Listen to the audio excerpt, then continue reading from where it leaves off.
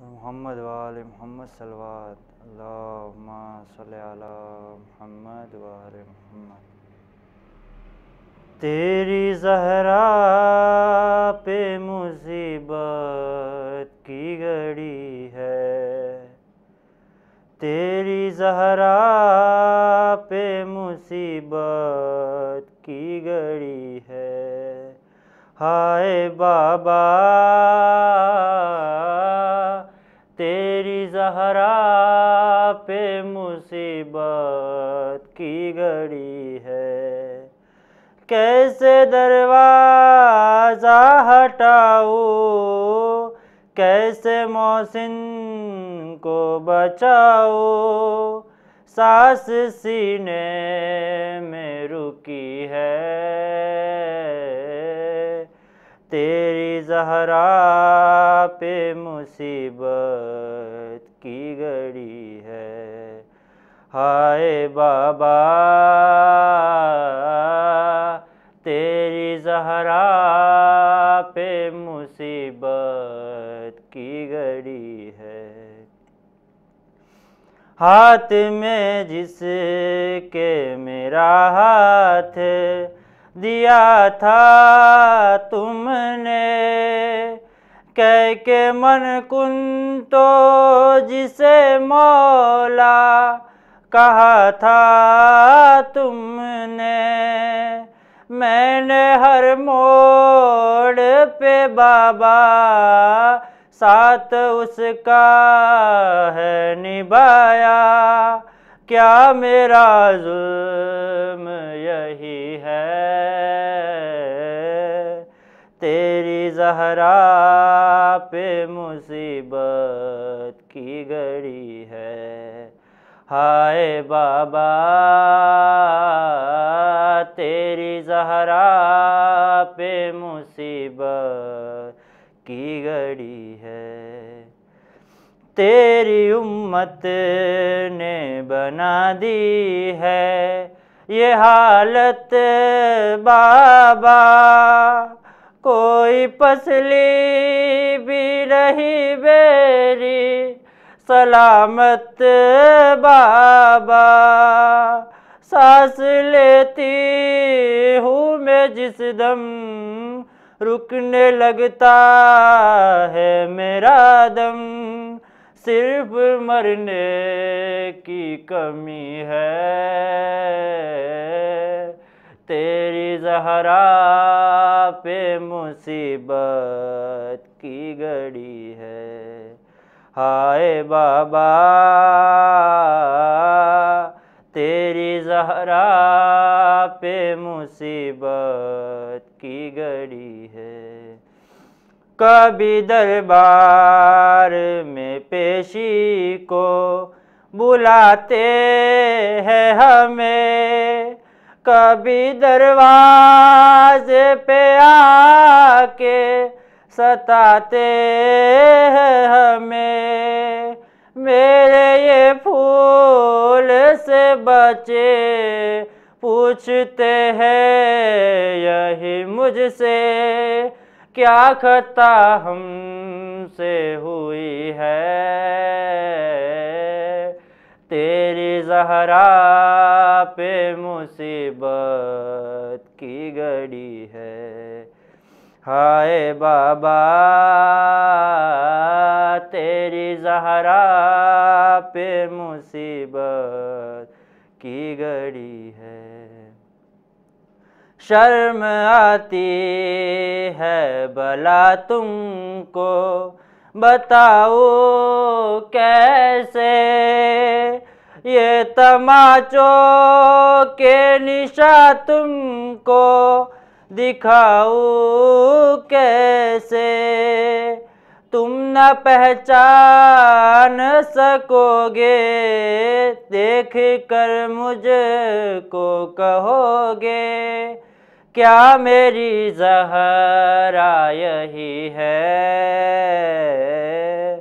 تیری زہرا پہ مصیبت کی گھڑی ہے، ہائے بابا تیری زہرا پہ مصیبت کی گھڑی ہے،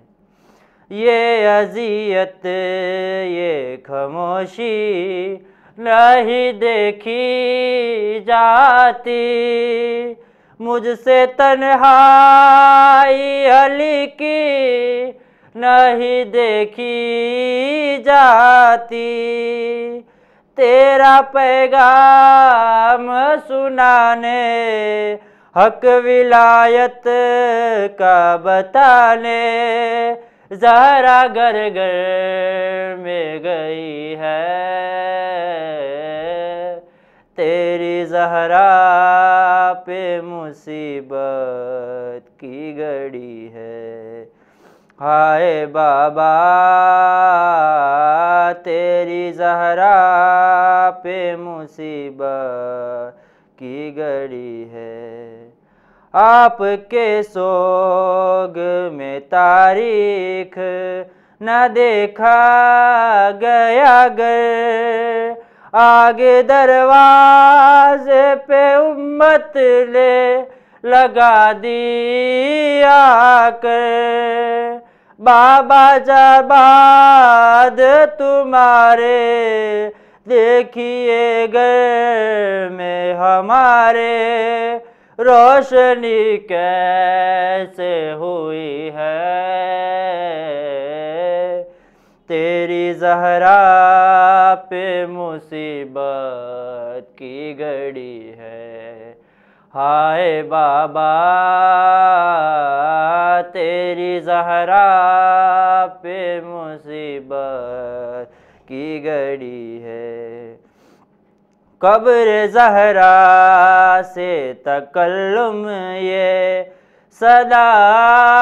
آتی ہے، کتنی صدیوں سے میری قبر پہ ویرانی ہے، پھول تربت پہ چڑھا کے ایک دیا لا کے جلا کے، کیا مدینے میں کوئی ہے، تیری زہرا پہ مصیبت کی گھڑی ہے، ہائے بابا تیری زہرا پہ مصیبت کی گھڑی ہے۔ رحم اللہ من یقرأ الفاتحہ۔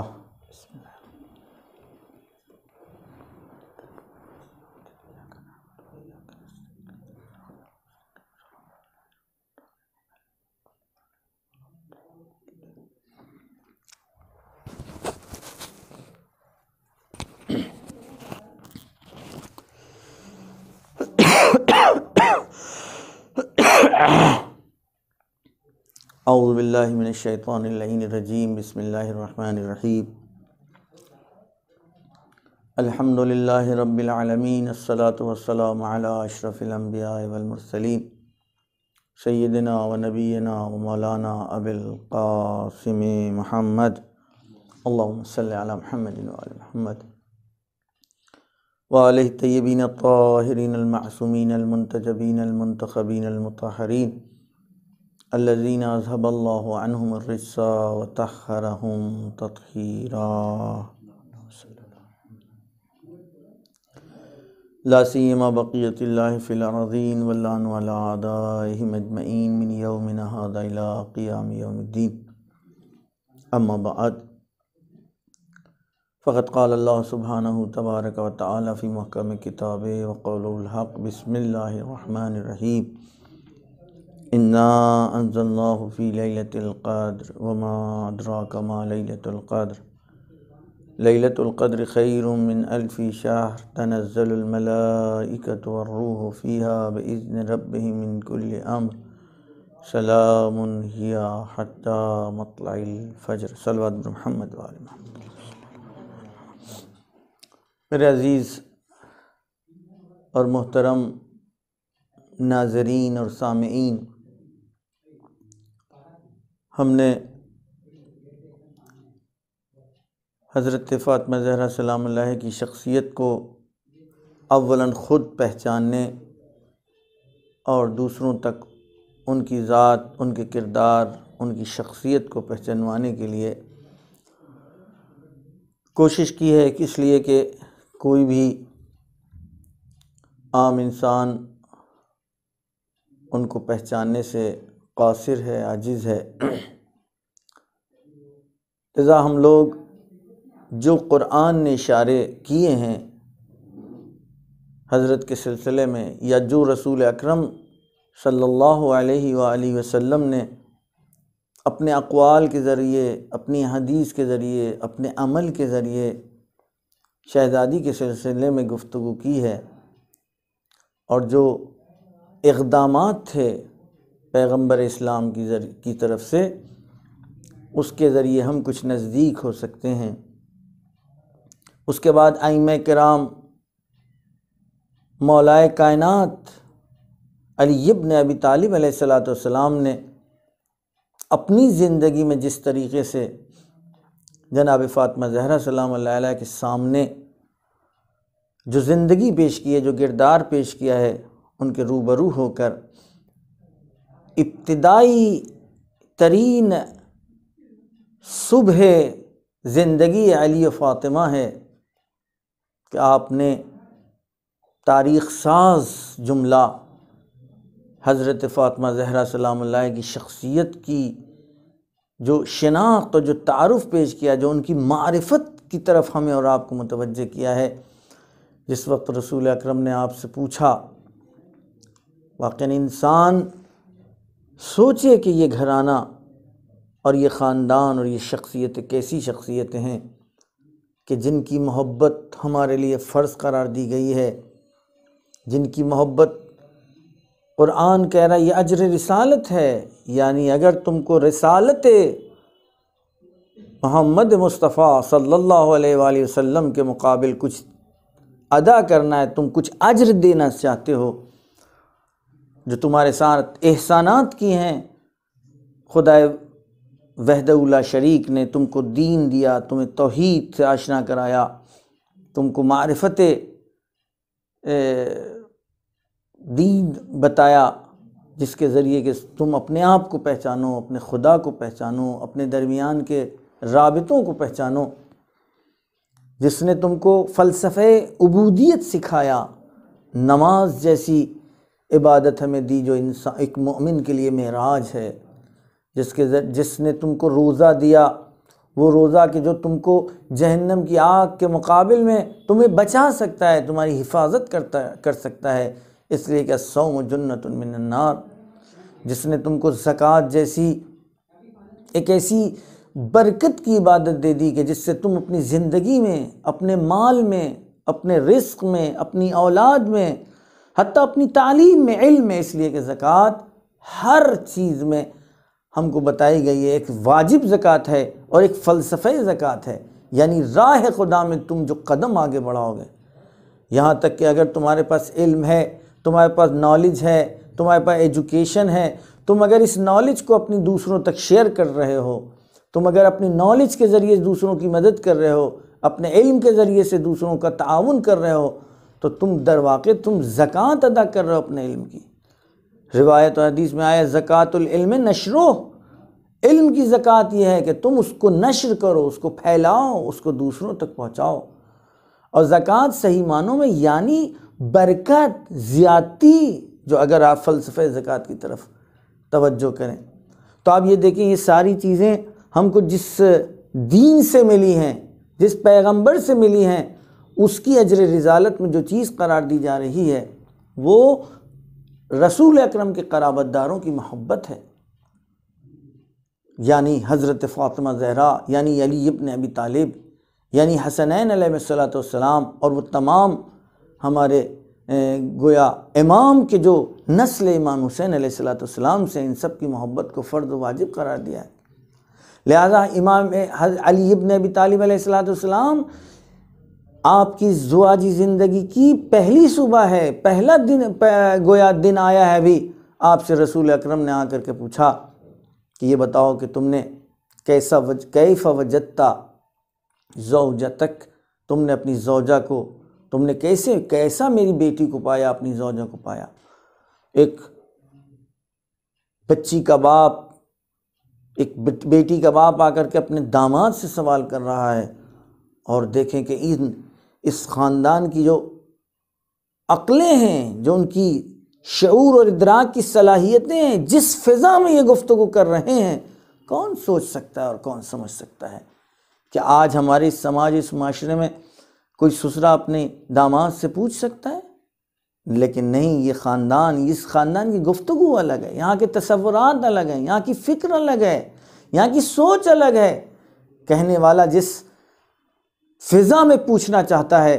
جس سے پوچھا جا رہا ہے، وہ سمجھ رہا ہے کہ رسول کس جواب کے منتظر ہیں۔ علی ابن ابی طالب علیہ السلام نے ارشاد فرمایا، نعم العون فی طاعت اللہ، نعم العون فی عبادت اللہ، ہم نے بہترین مددگار پایا ہے عبادت خدا میں، اطاعت خدا میں۔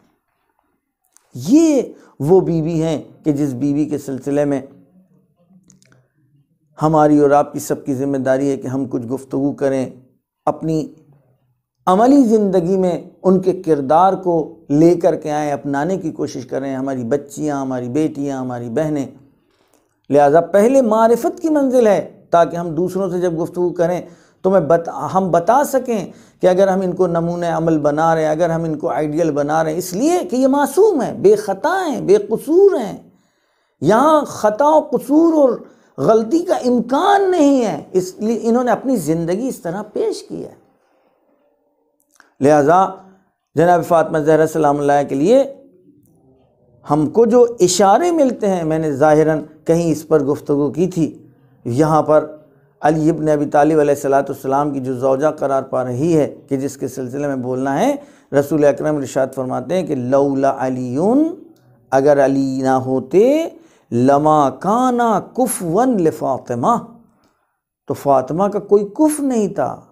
فاطمہ کوئی ہم پلہ نہیں تھا، فاطمہ کی کوئی برابری نہیں کر سکتا تھا،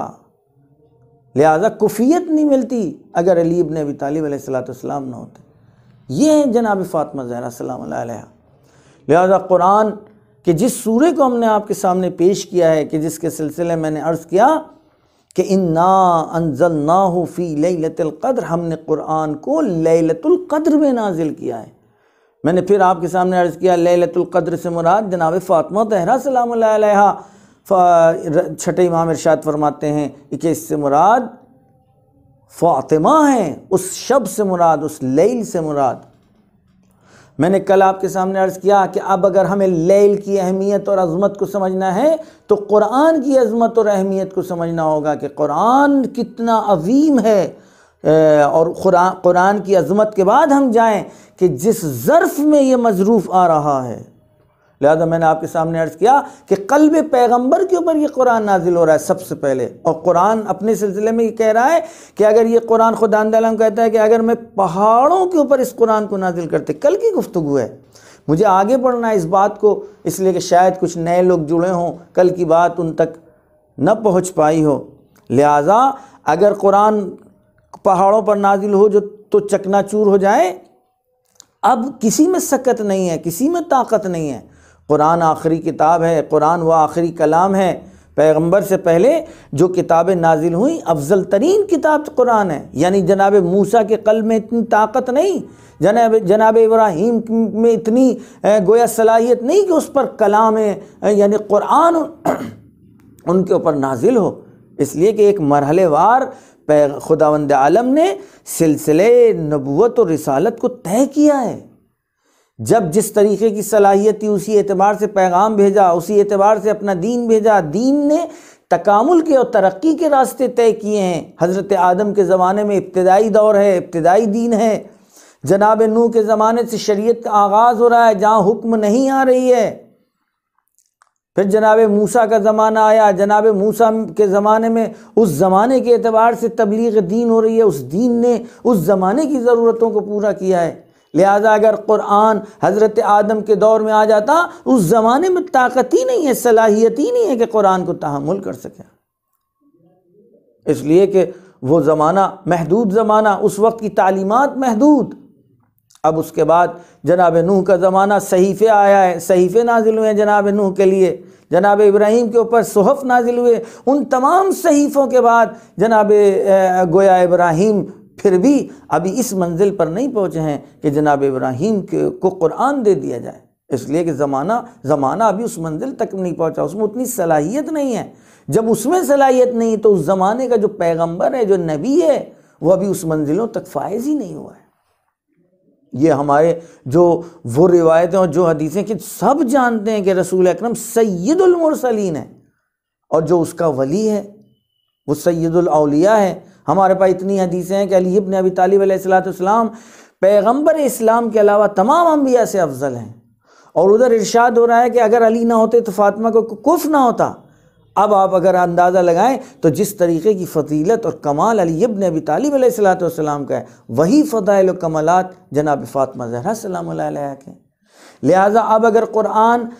نازل ہو رہا ہے تو کس ظرف میں نازل ہوگا؟ اگر قرآن اتنا اہم ہے کہ جو توریت سے افضل ہے، زبور سے افضل ہے، انجیل سے افضل ہے، تمام صحف سے افضل ہے، اس میں کتنی صلاحیتیں پائی جا رہی ہیں۔ کلام خدا ہے جس کا باطن عمیق، جس کا ظاہر انیق، علی ابن ابی طالب علیہ السلام ارشاد، جس کا باطن عمیق و گہرا ہے،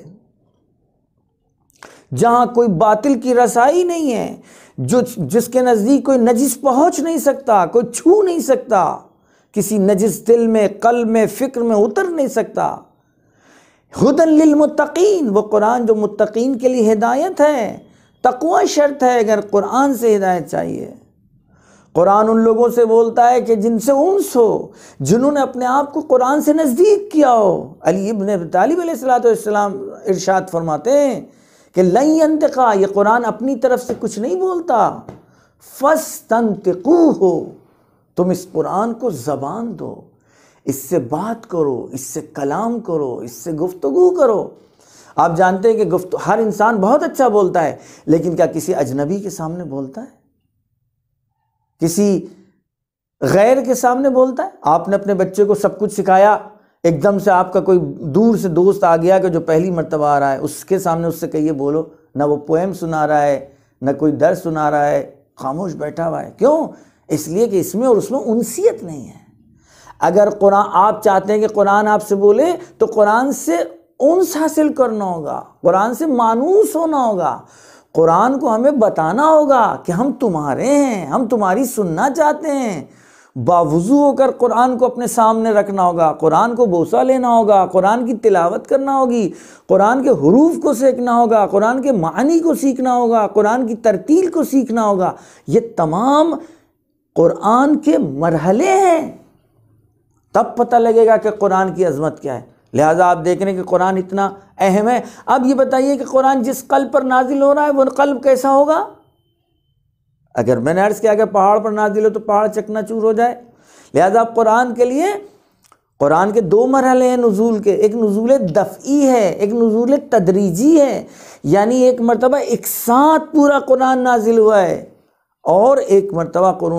قرآن کا نزول تدریجی ہے، وقتاً فوقتاً،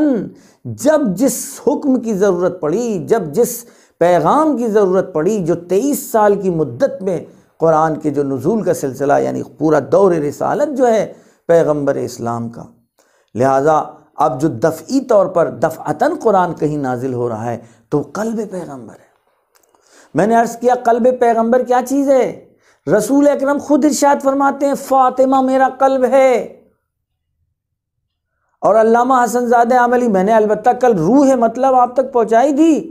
اس کا مطلب قرآن قلب رسالت پر نازل ہوا، قلب رسالت ہیں جناب فاطمہ زہرا، خود رسول ارشاد فرماتے ہیں۔ یہ صرف ایک فرقے کی کتابوں میں نہیں ہے، مسلمانوں کے جو مختلف فرقے ہیں سب میں متفق گویا یہ روایت اور حدیث ہے۔ ہیا قلبی بین جنبے، وہ میرا قلب ہے، بہجت قلبی، میرے قلب کی جان ہے، میرے قلب کی خوشی ہے، میرے قلب کا سرور ہے فاطمہ زہرا سلام اللہ علیہا۔ تو میں نے عرض کیا تھا کہ اس کا مطلب صحیح معنوں میں یعنی سب سے پہلے مرحلے میں خداوند عالم اگر قرآن کو قلب رسالت پر نازل ہو رہا ہے، جناب فاطمہ زہرا قلب رسول قرار پا رہی ہیں، تو پھر کیا کہا جائے گا؟ کہیں ایسا تو نہیں حقیقت قرآن فاطمہ کا نام ہو، خود حقیقت قرآن فاطمہ ہو؟ یعنی اگر قرآن کو ایکسپلین کرنا ہے، قرآن کو سمجھنا ہے، قرآن کو دیکھنا ہے، تو آؤ علی و فاطمہ کے گھر میں چلیں، علی و فاطمہ کی زندگی کو دیکھیں، علی و فاطمہ کی زندگی کو پڑھیں، علی و فاطمہ کی زندگی کا مطالعہ کریں، کیسا بچپنا تھا، کیسی نوجوانی تھی، کیسے جوانی تھی، تربیت کیسے کی ہے، تربیت کیسے ہوئی ہے، تربیت کیسے کر رہے ہیں یہ، کیسے انہوں نے شادی کی ہے، کس طریقے سے شادی کے مراحل طے ہوئے ہیں، کس طریقے سے اولاد کی تربیت ہو رہی ہے، نام رکھنے کا انداز کیا ہے، کس کا انتظار کر رہے ہیں۔ قرآن کتاب زندگی ہے، قرآن کتاب عمل ہے، قرآن میں توحید بھی ہے، قرآن میں عدل بھی ہے، قرآن میں نبوت بھی ہے، قرآن میں رسالت بھی ہے، قرآن میں صفات الہی بھی ہیں۔ اس کا مطلب کہیں یہ تو نہیں بتانا چاہتا ہم کو دین و قرآن، کہ جس کی طرف میں آپ کو لے کر کے آؤں گا انشاءاللہ اس چند روز جو ہم آپ کے درمیان میں ہے، کہ ایک طرف قرآن کے حقائق کو دیکھیں، قرآن کے پیغامات کو دیکھیں، دوسری طرف علی و فاطمہ کی زندگی کو دیکھیں۔ ہیا قلبی بین جنبے، ہیا بہجت قلبی، میرے قلب کا سرور ہے، میرے قلب کی ٹھنڈک ہے۔ رسول اکرم آ رہے ہیں فاطمہ زہرا کے گھر میں، ارشاد فرماتے ہیں یا فاطمہ تو انی اجد فی بدنی ذوفن، میں اپنے بدن میں ذوف محسوس کر رہا ہوں، ائتینی بالکسائل یمانی، تم ہمارے لیے وغتینی، ہمارے لیے چادر یمانی لے آؤ۔ یا رسول اللہ، یا نبی اللہ، مجھے معاف فرمائیے گا، آپ کوئی چھوٹے سے تھوڑی نہ ہیں، آپ کوئی بچے تھوڑی نہ ہیں، ارے آپ خود جا کر بڑھ کر کے چادر لے لیں، چادر کو اوڑھ لیں۔ نہیں، ہم کو سکون چاہیے، سکون قلب چاہیے۔ ہم بتانا یہ چاہتے ہیں کہ ہم رسول ہیں، پیغمبر ہیں، جان کائنات ہیں، ہمارے قلب پر قرآن نازل ہوا ہے، لیکن ہمارے قلب کو سکون، ہمارے بدن کا جو ذوف ہے وہ اس وقت دور ہوگا جب فاطمہ ہمارے نزدیک ہوں، جب فاطمہ کے ہاتھوں سے میں چادر لے کر کے اوڑھوں۔ انی اجد فی بدنی ذوفن، پھر جناب فاطمہ زہرا فرماتی ہم نے چادر اڑائی ہے، اور اب اس کے بعد ذوف کا کوئی تذکرہ نہیں ہے۔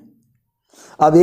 جو آدمی ضعیف ہے، جو کمزور و معذرت کے ساتھ میں اپنے سامعین و ناظرین سے میں اپنے گھر میں جاؤں، کہوں کہ برا تھوڑا سا مجھے نقاہت ہو رہی ہے، میں آرام کرنا چاہتا ہوں، ہماری زوجہ، ہماری بیٹی، ہمارے گھر میں کوئی بھی ہم سے کہے جا کے ٹھیک ہے آپ ایک جگہ ہمارے لیے انتظام کر دے کہ جائیے آپ بابا وہاں سوئیے،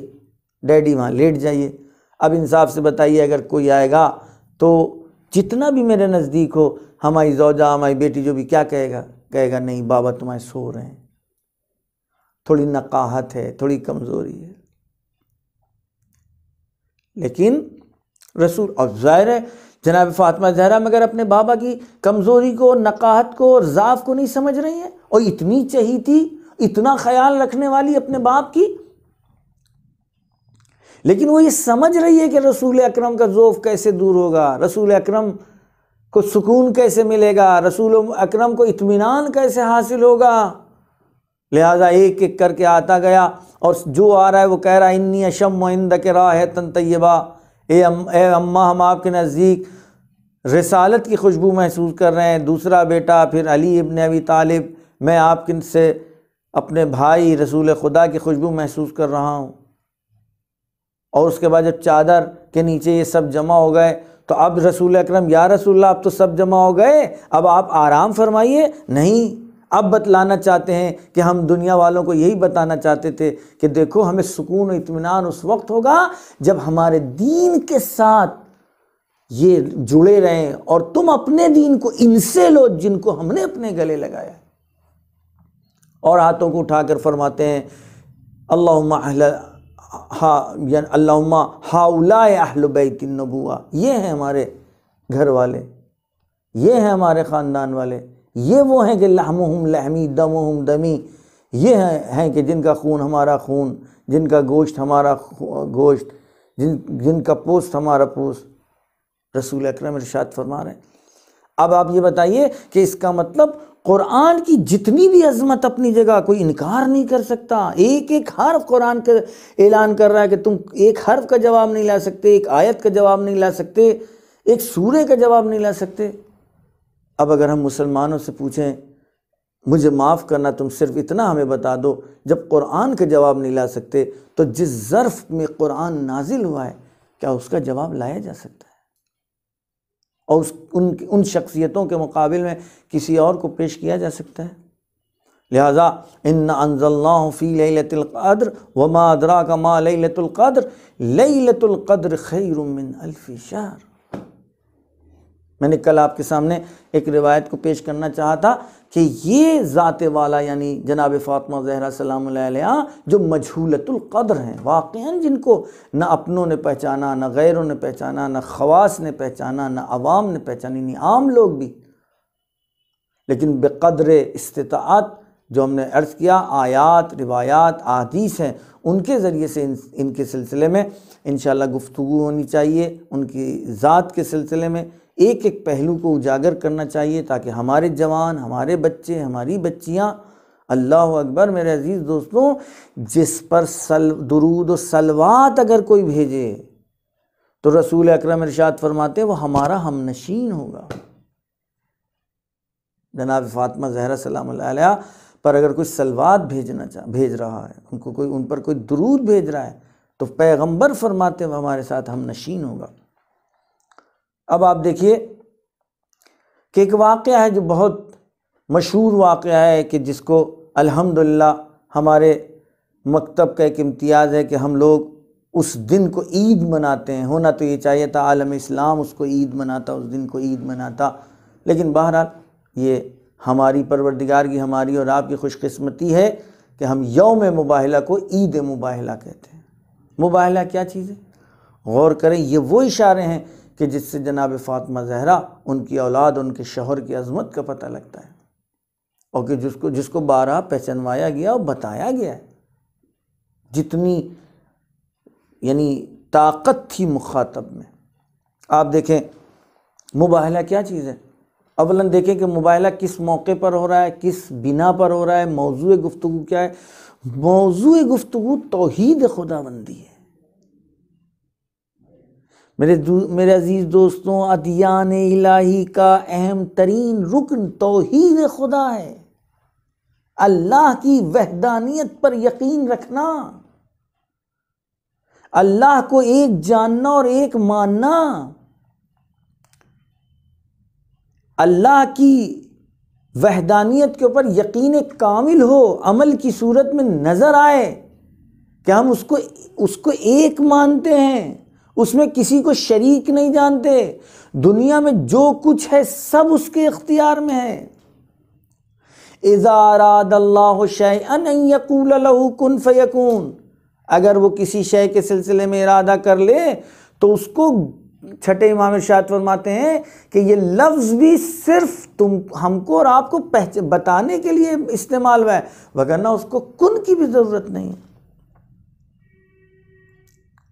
اتنا اہم ترین مسئلہ توحید کا، آج اسلام کے جتنے فرقے ہیں آپ اٹھا کر کے دیکھیں، توحید توحید توحید کی باتیں کرتے ہیں، انہوں نے اس طریقے سے توحید کو غلط پیش کیا کہ اپنے علاوہ جتنے دوسرے ہیں وہ سب مشرک و کافر ہیں ان کے نزدیک۔ اتنی آسانی سے یہ بانٹ دیتے ہیں، تمغہ دے دیتے ہیں کفر و شرک کا، جبکہ حدیث موجود ہے، اگر کوئی لا الہ الا اللہ محمد رسول اللہ کہہ رہا ہے آپ اس کو کافر کہہ نہیں سکتے، اس کو مشرک کہہ نہیں سکتے، اگر کہہ دیا تو کہنے والا مشرک جو ہے کافر ہو جائے گا۔ حدیث ہے، بخاری و مسلم کی حدیث ہے۔ توحید اتنا اہم مسئلہ ہے۔ توحید کا مسئلہ ہے، نصارہ نجران جو ہیں، یعنی جو پادری ہیں عیسائیوں کے، وہ ماننے کے لیے تیار نہیں ہیں۔ رسول اکرم استدلال پہ استدلال پیش کر رہے ہیں۔ ان کا استدلال یہ ہے کہ اگر عیسیٰ مثلاً ان تین کا کہ ایک نہ ہو، اور اگر تو آپ بتائیے کہ عیسیٰ کے باپ کہاں ہیں، اس کا مطلب عیسیٰ فرزند خدا ہیں، عیسیٰ جو ہے گاڈ کا بیٹا ہے۔ قرآن نے پہلے جواب دیا کہ حضرت عیسیٰ کی مثال اللہ کے نزدیک، اِنَّا مَثَلَ عیسیٰ عِندَ اللَّہِ، مثال عیسیٰ اللہ کے نزدیک مثل حضرت آدم کے ہے، کہ جس طریقے سے حضرت آدم کو خداوند عالم نے اپنے ارادے سے، اپنے قدرت قہریہ کے ذریعے سے بغیر ماں باپ کے خلق کیا، اسی صورت سے جناب عیسیٰ کو خداوند عالم نے بغیر باپ کے پیدا کیا، یہ اس کے اختیار میں، لیکن ماننے کے لیے تیار نہیں تھے۔ اتنا اہم، یہاں تک کہ جب بحث و مباحثے کے بعد بھی وہ ماننے پر گویا رضامند نہیں ہوئے اور نہیں مانتے، تو اب قرآن نے لہجے کو بدلا، کہا کہ یہ لوگ کہ جو آپ سے آ کر کے بحث و مباحثہ کر رہے ہیں جب کہ علم آ چکا ہے، فمن حاجک فیہ من بعد ما جاءک من العلم، جب آپ سے آ کر کے یہ بحث و مباحثہ کرتے ہیں جب کہ ساری چیزیں ان کے لیے واضح اور روشن ہو چکی ہیں، فقل، تو ان سے کہیے، تعالوا ابناءنا وابناءکم ونساءنا ونساءکم وانفسنا وانفسکم ثم نبتہل فنجعل لعنت اللہ علی الکاذبین۔ یہ واقعے کو ہم آپ کے سامنے پیش کرنا چاہتے ہیں کہ جس کے ذریعے فاطمہ اور اولاد فاطمہ اور ان کے گھر کی اہمیت، موضوع سخن کیا ہے آپ کے سامنے ہے۔ جو لوگ آ رہے ہیں وہ کون لوگ؟ عام لوگ نہیں ہیں، 14 لوگوں کا انتخاب ہوا ہے، یعنی 14 پادریوں کا، 14 پوپ کا انتخاب ہوا ہے، ان میں سے سب سے اہم اسقف اعظم ہے کہ جو مباہلے کے لیے تیار ہوا ہے۔ جیسے ہی رسول اکرم نے کہا حکم خداوندی کے بعد، تو اس نے موقع یعنی وقت مانگا، کہا ٹھیک ہے، میں 3 دن کا ہم کو مہلت دی جائے، ہمیں موقع دیا جائے، اور 3 دن کے بعد ہم آپ کو جواب دیں گے۔ اور اس کے بعد 3 دن کے بعد یہ ہوا کہ ٹھیک ہے مباہلہ کرتے ہیں، اور وہ 14 لوگ جو ہے آمادگی کر رہے ہیں، اور ادھر حکم ہو گیا کہ آپ، قرآن آواز دے رہا ہے کہ رسول جب یہ نہیں مانتے تو آپ اپنے بچوں کو لے کر کے جائیں، آپ اپنی عورتوں کو لے کر کے جائیں، اور ان سے کہیے یہ اپنے بچوں اور اپنی عورتوں کو لے کر کے آئیں۔ اس آیت میں ایک ایک لمحہ، ایک ایک نقطہ قابل غور و قابل توجہ ہے، جو پیغام مباہلہ ہمارے سامنے ہے، لیکن کیونکہ ہم کو ایک خاص نقطے کی طرف لے جانا ہے، لہٰذا میں پوری طریقے سے بحث مباہلہ ہماری نہیں ہے۔ اس بات کو فقر رازی نے اپنی تفسیر میں ذکر کیا، بیضاوی نے اپنی تفسیر میں ذکر کیا، در منصور نے ذکر کیا، کشاف نے ذکر کیا۔ یہ علماء تفسیر ہے۔ یہ کون علماء تفسیر ہے؟ امام المفسرین ہے۔ یہ گویا مذہب مکاتب اسلام و مذاہب اسلامی اٹھا کر کے دیکھیں کہ فقر رازی امام المفسرین ہے، مدقق ہے، دقیق ترین شخص ہے، پہلوان ہے اپنے میدان کا۔ اور دوسری طرف اگر علم حدیث میں جا کر کے دیکھیں اور کتب حدیث میں جا کر کے دیکھیں تو کتب حدیث میں اٹھا کر کے دیکھ لیں، مسلم، ترمذی، ابن منذر، حاکم نیشاپوری، میں ابھی آپ کے سامنے کوٹیشن اور ریفرنس بیان کروں گا کہ ان لوگوں نے اس آیت کے بعد جو چیز رسول اکرم نے عمل میں پیش کی ہے، رسول کون ہے؟ حکم آ گیا، رسول کس کو لے کر کے جا رہے ہیں؟ کیا اپنی مرضی سے کسی کو لے جا سکتے ہیں؟ پیغمبر کون ہے جس کے سلسلے میں قرآن کیا کہہ رہا ہے؟ وَمَا يَنْتِقُ عَنِ الْهَوَىٰ إِنْ هُوَ وَحْيٌ يُوحَىٰ، میرا رسول اپنی طرف سے کچھ بھی نہیں بولتا جب تک کہ وحی الہی نہ ہو۔ اس کے بعد یہ کون رسول ہے جس کے سلسلے میں قرآن کیا کہہ رہا ہے؟ کہہ رہا ہے وَمَا آتَاكُمُ الرَّسُولُ فَخُذُوهُ، یہ میرا رسول جو بھی تم کو دے اس سے تم لے لو، اور جس چیز سے تم کو منع کرے تم اپنے آپ کو روکو۔ پیغمبر یہ ہے، وہ پیغمبر کہ جس کے لیے قرآن یہ کہہ رہا ہے دنا فتدلا، یہ رسول اتنا نزدیک ہو گیا، وقاب قوسین او ادنا، قاب قوسین کی منزلوں اور اس سے بھی زیادہ نزدیک ہو گیا۔ صلوات بھیجیے محمد۔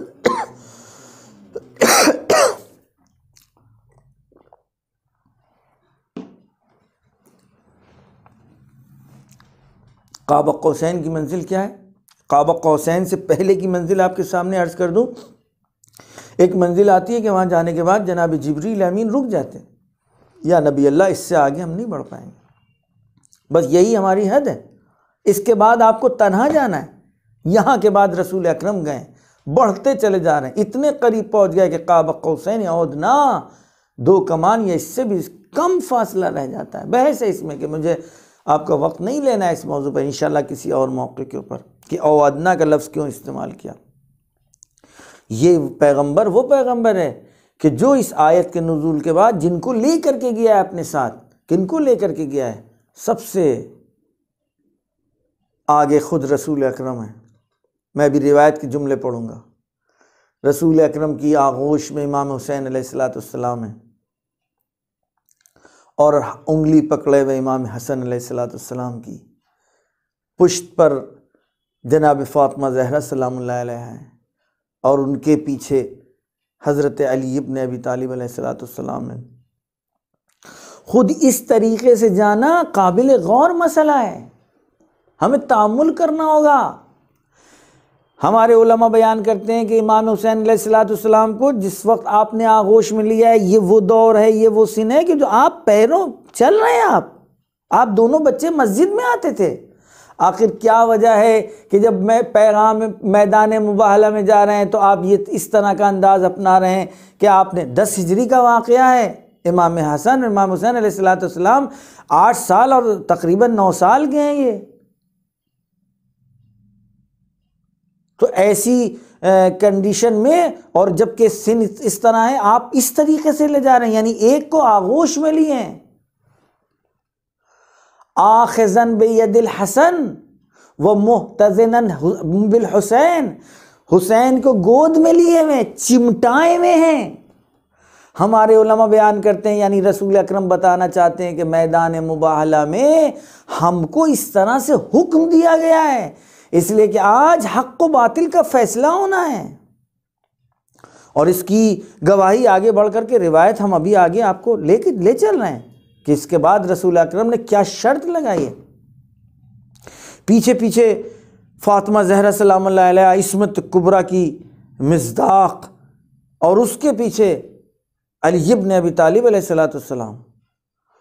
آگے کون ہے؟ وحی اعظم ہے، پیغمبر اعظم ہے۔ پیچھے کون ہے؟ تفسیر اعظم ہے، تبیین اعظم ہے، تبلیغ اعظم ہے۔ یعنی جو وحی نازل ہوئی ہے رسول اکرم پر، اس وحی کو تبیین و تبلیغ کرنے والا اگر کوئی ہے تو علی ابن ابی طالب علیہ السلام کی ذات ہے۔ ہمارے علماء کہتے ہیں کہ وحی اعظم اور تفسیر اعظم کے درمیان میں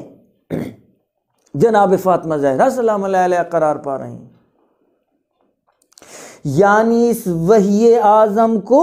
اگر دنیا تک پہنچانا ہے تو بیچ میں اس فاطمہ زہرا سلام اللہ علیہ کی ضرورت ہے۔ وحی اعظم کو لے کر مفسر اعظم تک پہنچائے، مبین اعظم تک پہنچائے، اور یہی کام جناب فاطمہ زہرا سلام اللہ علیہ نے انجام دیا، اور اس کام میں آپ نے اپنی جان کی بازی لگائی، اس راہ میں آپ نے اپنے آپ کو قربان کر دیا۔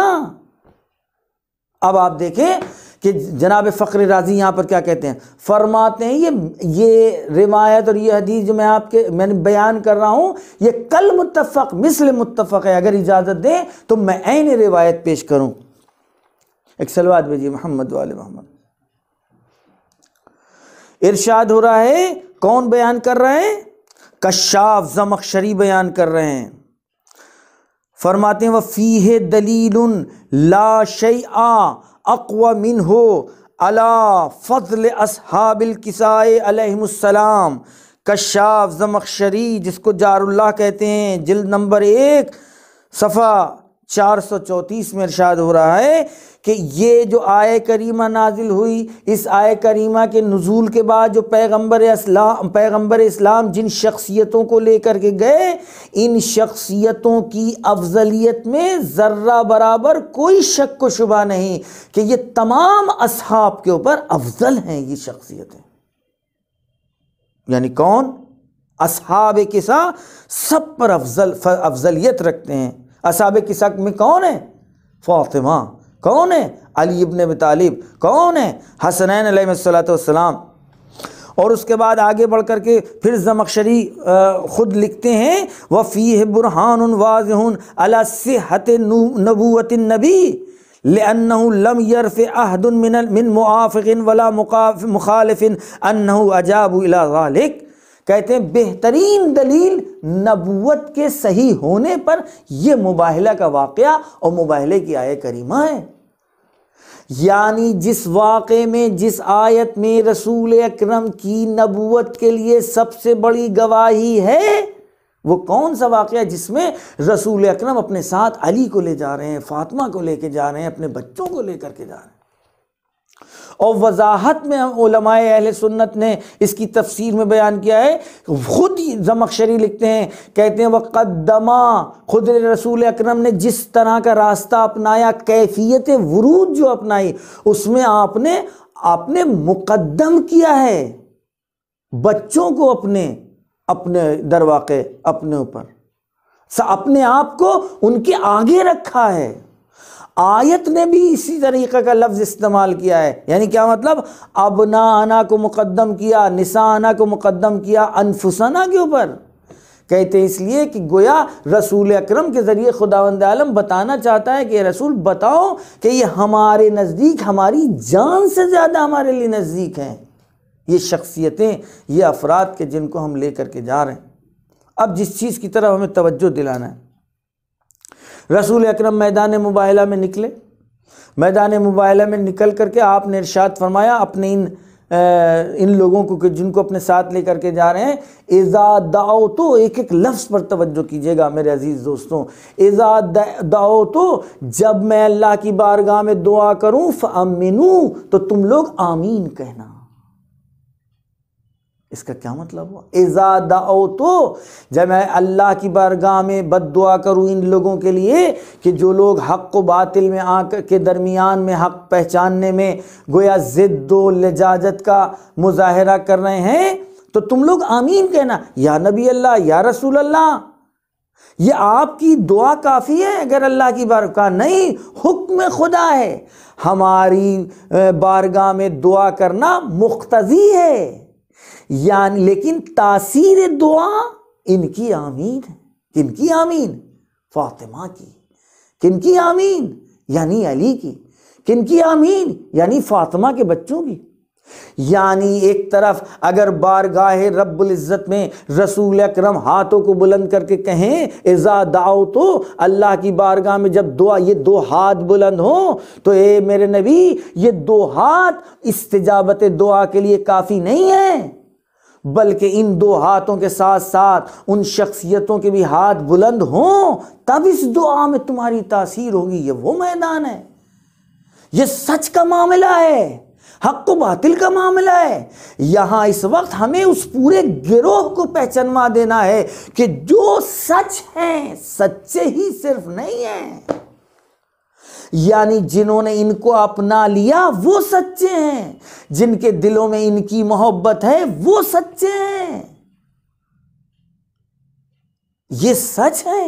یہ معیار سچ ہے، یہ مرکز سچ ہے، یہ محور سچ ہے. اذا دعوتو، جب میں دعا کروں اللہ کے بارگاہ میں، یہ تاثیر، ابھی تاثیر جب تم یہ شخصیتیں آمین کہیں گے. اب سنیں، اسقف اعظم نے ان لوگوں کو آتا دیکھا. ایک مرتبہ اپنے تمام ان ساتھیوں سے کہ جو لوگ 14 لوگوں میں شامل تھے، ان سے کہا کہ میں جن شخصیتوں کو آتا دیکھ رہا ہوں، یہ وہ شخصیتیں ہیں کہ اگر پہاڑوں سے کہیں تو پہاڑ اپنی جگہ چھوڑ دیں، اور اگر انہوں نے ہاتھوں کو بلند کر دیا تو کوئی روئے زمین کے اوپر عیسائی باقی نہیں رہے گا. آگ آسمان سے برسے گی اور ہم سب کو تہس نہس کر دے گی. رسول اکرم نے واقعہ مباہلہ کے بعد ارشاد فرمایا اپنی کسی ایک حدیث میں، ارشاد فرماتے ہیں کہ اگر یہ نصارہ نجران مباہلہ کر لیتے تو کوئی بھی ان میں باقی نہ رہتا، اور بہتر یہ ہے کہ ان سے مباہلہ ہم لوگ نہ کریں، یعنی ان کو میدان میں لا کر اس بات پر مجبور نہ کریں کہ یہ ہاتھوں کو بلند کر کے ہمارے لیے بد دعا، ہمارے لیے نہیں، جو جھوٹا ہے ان کے لیے، ظاہر ہے فنجل لعنت اللہ، تو ہم لوگ قرار دیں گے، اللہ سے کہیں گے کہ پروردگار جو جھوٹا اس کو رسوا کر دے، تباہ کر دے، برباد کر دے۔ اللہ کی لعنت کا معاملہ یہ ہے۔ اور اس کے بعد ہمارے استاد محترم آیت اللہ العظمیٰ شیخ حسین وحید خراسانی حفظہ اللہ ارشاد فرماتے ہیں کہ یہ اسقف اعظم کی درایت ہے، یہ اس کی دقت ہے، اور اس کے بعد یہ ان کا مخصوص انداز ہے۔ ہم تو ان کے گویا طفل مکتب ہیں ان کے سامنے، ہم ان کی بات یہاں پر نقل کر رہے ہیں، ہم نہیں اس بات کو کہہ سکتے ڈائریکٹ، کہ وہ پھر ارشاد فرماتے ہیں یہاں پر کہنے کے بعد کہ اے کاش، اے فقر رازیہا، اے زمخشریہا، اے بیضاویہا، اے ترمیزیہا، کاش کے بے قدر بے اندازے یہ اسقف اعظم نقل حدیث کے ساتھ ساتھ تم میں درایت بھی ہوتی، تم میں غور و دقت و فکر کی صلاحیت بھی ہوتی، کہ تم جس حدیث کو نقل کر رہے ہو، تم جس روایت کو نقل کر رہے ہو، تم جس واقعے کو نقل کر رہے ہو، آخر کہہ کیا رہے ہو، کر کیا رہے ہو۔ اور اس کے بعد وہ ارشاد فرماتے ہیں اگر روایت فقر رازی درایت اسقف اعظم کے ساتھ مل جاتا تو روئے زمین کے اوپر کہیں قطرہ اور ذرہ برابر اندھیرا، ظلمت، تاریکی، ضلالت نظر نہ آتی۔ وہ درایت جو اسقف اعظم نے کی اور وہ روایت جو فقر رازی و زمخشری و بیضاوی نے نقل کی ہے، انصاف سے بتائیں کہ اب اگر ہم سوال کر لیں اپنے بھائیوں سے کہ یہ بتاؤ کہ یہ روایت اور یہ حدیث نقل ہوئی کہ نہیں ہوئی، واقع مباہلہ میں نے عرض کیا کہ مباہلہ کے ہمیں اور گویا پہلوؤں پر گفتگو نہیں کرنا ہے، وگرنہ مباہلہ کے بہت پیغامات ہیں، ہمیں صرف یہ توجہ دلانی تھی کہ جناب فاطمہ زہرا کی اہمیت کتنی زیادہ ہے، ان کی شناخت کے لیے یہ واقعہ کہ رسول اکرم دعا کریں لیکن فاطمہ ان کے شوہر، فاطمہ ان کے بچے آمین کہیں، تب ہوگا دعا میں اثر۔ یہ اس میدان کی خصوصیت یہ ہے، اس میدان مباہلہ کی خصوصیت یہ ہے۔ اور اسقف اعظم نے بھی کہہ دیا کہ نہیں، ہم لوگ اگر تم لوگ تیار ہو گئے تو سب کچھ ختم ہو جائے گا۔ تو کیا حق نہیں کہ ہم سوال کریں کہ جن کے پاس زمخشری کی تفسیر ہے، جن کے پاس فقر رازی کی تفسیر ہے، جن کے کتاب خانوں میں بیضاوی کی تفسیر ہے، جن کے پاس یہ احادیث کی کتابیں ہیں کہ جنہوں نے مباہلہ اور ذیل میں جو ان حدیثوں کو نقل کیا ہے، تو یہ بتاؤ کہ پھر رسول کے بعد ایسا کیا ہوا کہ اس گھرانے کو بھلا دیا گیا؟ ان کو اتنی بھی اہمیت نہیں دی کہ جو کچھ رچا جا رہا تھا اس میں ان سے بے عنوان ایک رائے مشورہ لے لیا جائے، بنانا تو دور کی بات ہے۔ جب تم کہہ رہے ہو کہ یہ واقعہ اور اس طرح آئے مباہلہ اور مباہلہ میں جن شخصیتوں کو لے جا رہے ہیں پیغمبر اسلام، ان شخصیتوں کے لیے یہ آئے کریمہ ان کی افضلیت کے لیے تمام صحابہ پر کافی ہے، تو یہ بتاؤ کہ حق کس کو تھا رسول کے بعد کہ دین رسول کے بارے میں اس سے پوچھا جائے، قرآن کے سلسلے میں اس سے پوچھا جائے، شریعت کے سلسلے میں اس سے پوچھا جائے، حکم خدا کے سلسلے میں اس سے پوچھا جائے، نہی خدا کے سلسلے میں اس سے پوچھا جائے۔ کیا یہ حق تم نے نہیں دیا تو کیا یہ حق تھا کہ اس کے دروازے پر آگ و لکڑیاں جمع کرو؟ کیا یہ حق تھا کہ جب فاطمہ کہیں کہ اس میں کیا تم اس گھر میں آگ لگاؤ گے کہ جس میں حسن اور حسین ہے، تو آواز آئے وَإِن ہوا کرے؟ کیا یہ سوال کا حق نہیں ہے ہم محبین فاطمہ اور فاطمہ زہرا کے چاہنے والوں کو؟ ہے کوئی مسلمان جو اس بات کا انکار کرے کہ اس کو فاطمہ اور ان کے گھرانے سے محبت نہیں ہے؟ خدا کی قسم اگر کوئی یہ بات کہہ دے تو دائرہ اسلام سے خارج ہو جائے گا۔ ہمارا سوال انہی چاہنے والوں سے، ذرا خود جن کے دلوں میں رسول اور ان کی اولاد کی محبت، رسول اور ان کی بیٹی کی محبت، رسول اور ان کے نواسوں کی محبت، کچھ ذرا سوال تو کریں۔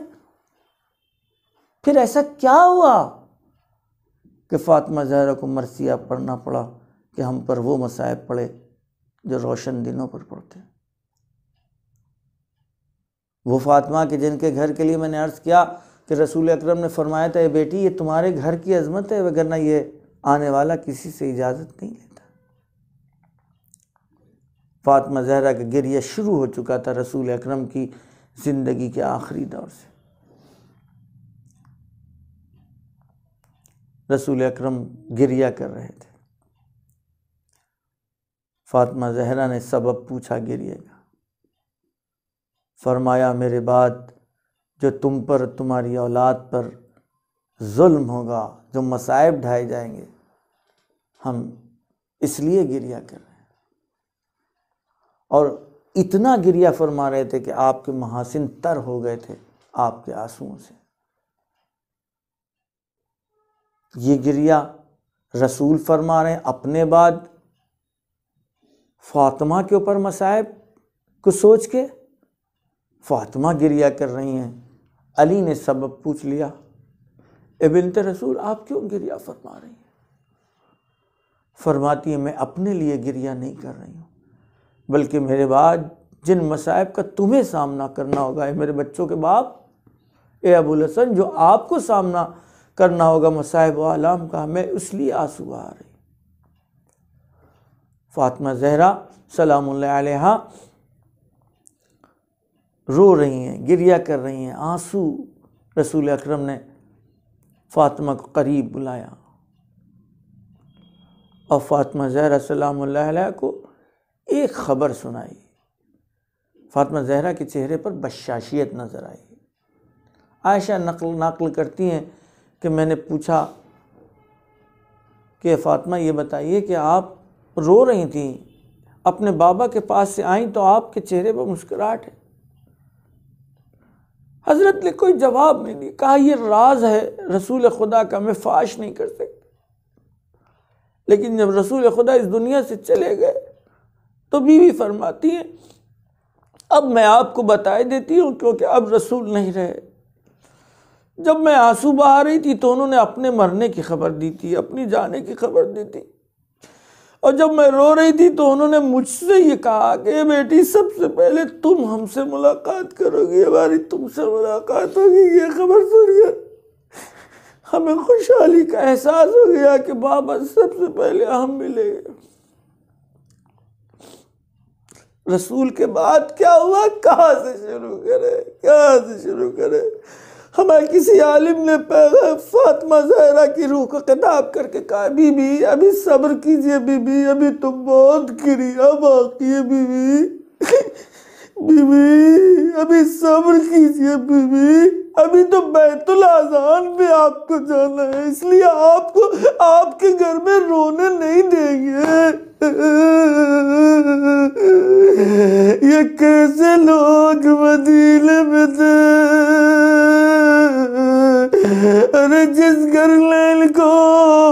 جینا سکھایا، جس گھر لیل کو کھانا سکھایا، جس گھر لیل کو پینا سکھایا، جس گھر لیل کو اڑنا سونا سکھایا، یہ جانوروں کی زندگی گزارتے تھے، گندا پانی پیتے تھے، نوکیلے پتھروں پر سوتے تھے، سانپ و بچھیوں کے درمیان ان کی زندگی گزرتی تھی، لیکن فاطمہ کے گھر نے، فاطمہ کے باپ نے، فاطمہ کے شوہر نے جنگوں میں بھڑکتی آگ میں اپنے آپ کو ڈال کر ان کے لیے ڈال بن گیا، آج اس منزل پر پہنچے۔ لیکن رسول کی بیٹی سے آ کے دق الباب کرتے، علی سے کہلواتے، علی ارے فاطمہ کے رونے سے ہم کو اذیت ہوتی ہے، میں کہوں گا بی بی بی بی بی بی یہ مدینہ ہے، ارے جہاں آپ کو موقع دیا جا رہا ہے، ارے کسی ایک وقت میں رویا کرے، لیکن ذرا کوفے شام آ کر اپنی بچیوں سے پوچھے، جزاکم اللہ خیر الجزا، مجھ میں پڑھنے کی طاقت نہیں ہے، بی بی کا مصائب صرف سوچ لے تو دل پھٹنے لگتا ہے، بی بی بابا دنیا سے جا چکے، انصاف سے بتائیں سرزمین ان پر ہر طرح کے مکتب و مذہب والے رہتے ہیں، لیکن اگر کوئی موت ہو جاتی ہے، ہندو ہے وہ بھی آتا ہے، سکھ ہے وہ بھی آتا ہے جس سے آشنائی ہے، ارے سنی ہے وہ بھی آ رہا ہے، وہابی ہے وہ بھی آ رہا ہے، شیعہ سب لوگ آ رہے ہیں، آ کر غم کو بانٹتے، دکھ کو تقسیم کرتے، لیکن آئے رے فاطمہ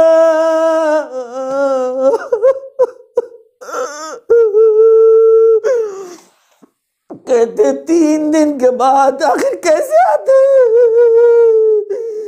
کیسے آتے، اس لئے کہ اپنے دنیاوی امور میں مشغول تھے۔ 3 دن کے بعد جب دق الباب پہلی بار ہوا تو یہ اعتراض کرتے ہوئے روایتوں میں 5 لوگ بکا ہیں، سب سے زیادہ گریہ کرنے والے، جنہوں نے بہت گریہ کیا، کہتے سب سے پہلے حضرت آدم، پھر جناب یعقوب، جناب یوسف، ارے چوتھے شخصیت خود بی بی فاطمہ ہے کہ جو روتی روتی اس دنیا سے گئی، جن کا گریہ رکتا نہیں تھا، جن کا گریہ تھمتا نہیں تھا، سر پہ پٹی بندھی ہوئی ہے، سر پھٹا جاتا ہے۔ علی علیہ السلام نے دیکھا دن بدن فاطمہ کا زخم گہرا ہوتا جا رہا،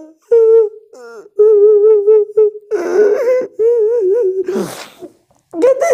علی نے سب کو منع کر دیا، فاطمہ کی یہ حلالت کسی کو پتہ نہ لگے، مجھے نہیں پتا کس سے چھپا رہے مولا،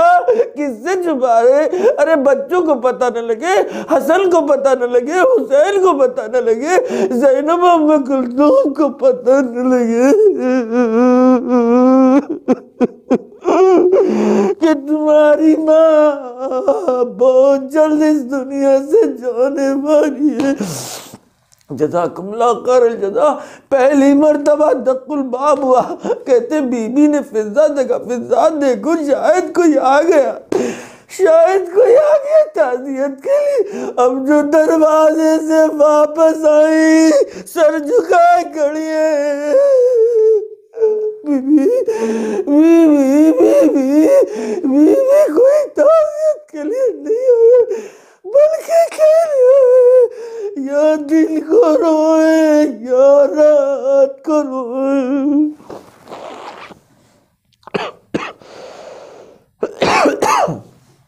اللہ لعنت اللہ علی قوم الظالمین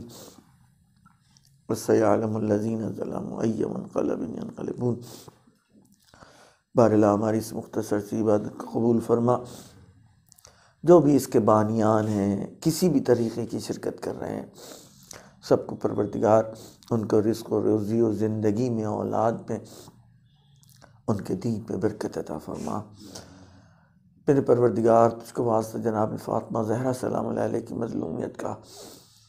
یہ جہاں جہاں یہ بیماری منحوس بیماری ہے، اس بیماری کو ختم کر دے میرے پروردگار۔ صفحہ ہستی سے مٹا دے، ہمارے امام کے ظہور میں تعجیل فرما، ہم سب کو ان کے اعوان و انصار میں شمار فرما۔ اللہم تقبل منا انک انت السمیع العلیم۔ یا حسین یا حسین یا حسین یا حسین، زہرا کو کھرلایا بابا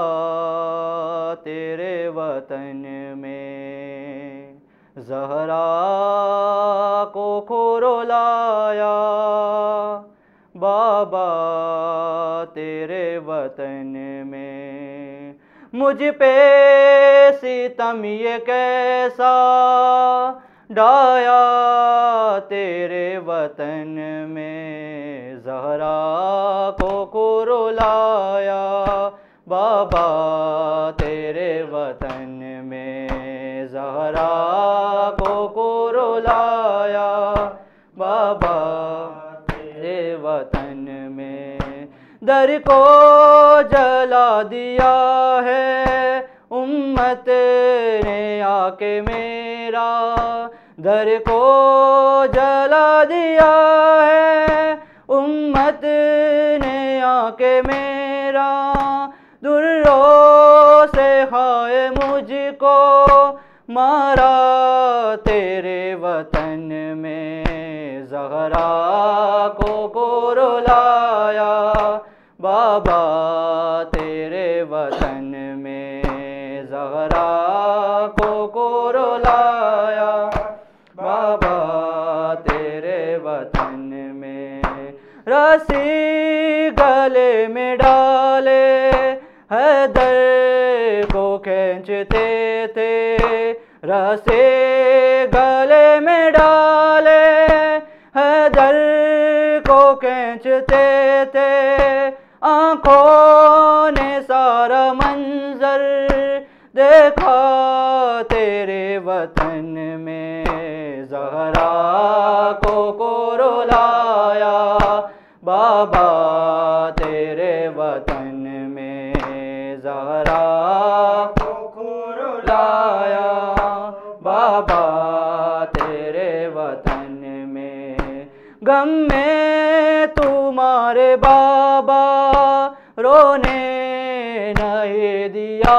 ہے، غم میں تمہارے بابا رونے نہیں دیا ہے، یہ وقت بھی کٹھن تھا گزرا تیرے وطن میں، زہرا کو کھرلایا بابا تیرے وطن میں، زہرا کو کھرلایا بابا تیرے وطن میں، حق مانگنے گئی تھی دربار میں جب اپنا، حق مانگنے گئی تھی دربار میں جب اپنا، مجھ کو کہا گیا ہے جھوٹا تیرے وطن میں، زہرا کو کھرلایا بابا تیرے وطن میں، زہرا کو کھرلایا بابا تیرے وطن میں، رخسار فاطمہ کا دیکھا تو بولی زینب، رخسار فاطمہ کا دیکھا تو بولی زینب، اماں کو ہائے ظالم مارا تیرے وطن میں ہے، زہرا کو کھرلایا بابا تیرے وطن میں، زہرا کو کھرلایا بابا تیرے وطن میں، یثرب سے آ رہی ہے اب بھی رضا صدائے، یثرب سے آ رہی ہیں اب بھی رضا صدائیں، ویران لحد ہے میری بابا تیرے وطن میں ہے زغرا کو رلایا، بابا تیرے وطن میں ہے زغرا کو رلایا، بابا تیرے وطن میں زغرا کو رلایا، بابا تیرے وطن